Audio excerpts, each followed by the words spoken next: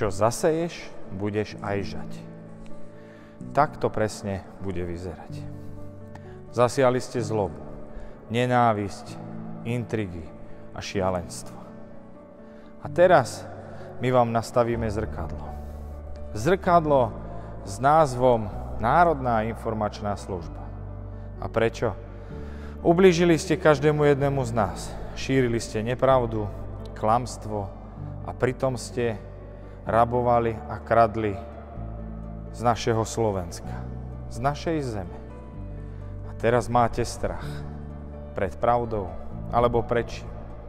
Pred nami nie, to nemusíte mať, ale pravde sa budete spovedať. Máme zaujímavé informácie, a to len za krátky čas, kde napríklad KDH si s defibrilátormi zrobilo svoj biznis. Rôzni novinári sú platení od rôznych inštitúcií a teraz to budete musieť vyvracať. Buď to potvrdíte, alebo vyvrátite. Každý jeden denník, ktorý o nás krásne píše, má tiež veľa toho na rováši. Veď budeme zverejňovať a vy sa môžete prísť obhájiť.